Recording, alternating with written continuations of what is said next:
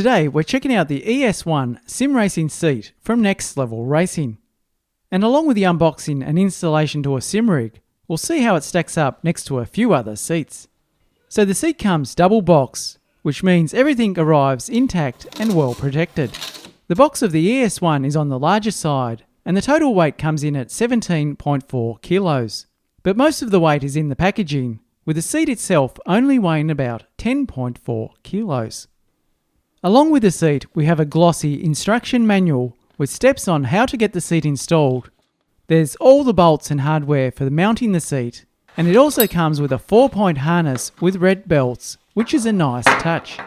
For the first impressions, the seat looks to be well made. It has a tough plastic shell construction that feels solid and sturdy. There's nice foam padding for the base, back and headrest, and this is all covered with a suede material. The bucket seat has a nice contour and ergonomic shape that's designed for comfort and strength. It's a versatile seat, and Next Level Racing says this seat will fit users up to a 42-inch waist and able to support 250 kilos. Taking a closer look, we find some branding with the Next Level logo in the headrest padding and a logo integrated at the back of the seat just behind the headrest. Towards the middle of the seat, there's two metal M8 threaded inserts, and these mounting points are used to install the harnesses. On the underside of the seat, we have a flat bottom with a cutout section, and this type of hole is normally used to pass through extra belts for a 5 or 6 point harness. So around the seat, there's plenty of mounting points with 4 M8 threaded holes on each side, plus there's another 8 M8 threaded holes on the underside. Now to install the seat, it can be mounted from the bottom to a sim rig, and optional seat sliders can even be installed if you want. The other most common and preferred way to install a bucket seat is to use seat brackets that mount onto the side. For this installation, we're using the Next Level Racing brackets that come with the FGT 160. Other similar brackets from other manufacturers can also be used to install the seat. Using side brackets will give you heaps of adjustability where you can lower or raise the front or back independently, letting you change the angle and the height of the seat. Now, using the harness isn't essential for a sim rig, but if you'd like to install them, they will add some immersion and give you the feeling of being strapped into the seat of a race car. You might also want to use harnesses if you're using a motion simulator. So for the harnesses that go over the shoulders, there's two different mounting methods. In the manual, it shows if you're under 170 centimeters tall, they get bolted to the back of the seat. Or if you're taller than 170 centimeters, they get mounted to the underside of the seat. The side belts and anchor points are mounted towards the side of the seat brackets by using the same mounting bolts that holds the seat. So it's pretty easy to install and set up the belts for different drivers.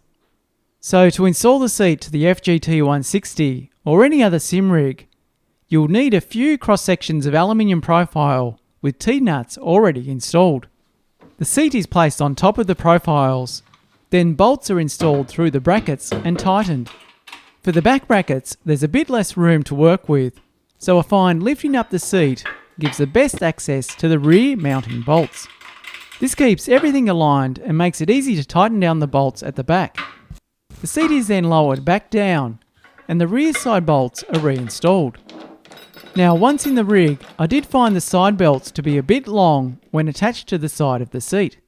So I moved the seat belt anchor points from the seat brackets to the side of the profile on the rig.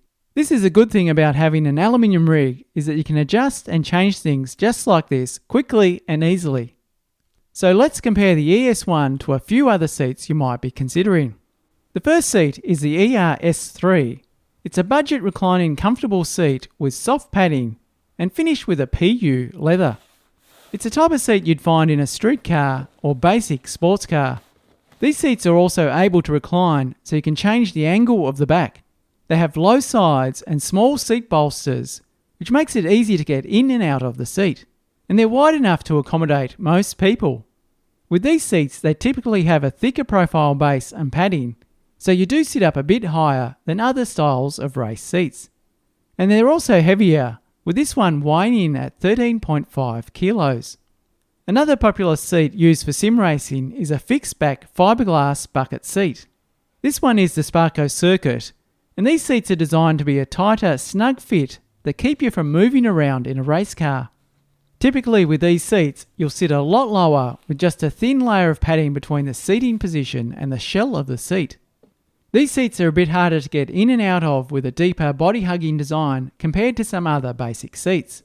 The fiberglass construction of these seats also keeps them rigid, and they're typically lighter than most other types of seats, with this one weighing in at 8.7 kilos. Now the ES1 fits in between the two previous seats. It's a fixed back sim racing seat with good support that makes it comfortable for racing.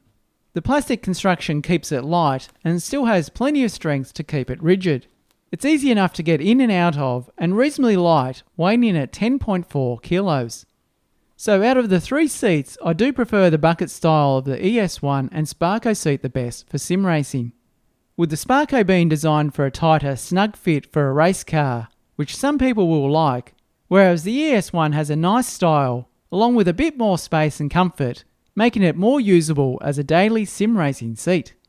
Now after using all these seats in different setups, one other thing to keep in mind is if you're using VR, go for one without the head protection, as it will give you a bit more space to move around. Overall, the ES1 sim racing seat from Next Level Racing feels solid and is well made. It's almost half the price of an officially licensed higher-end race car bucket seat, while still being versatile and comfortable for all types of sim racing.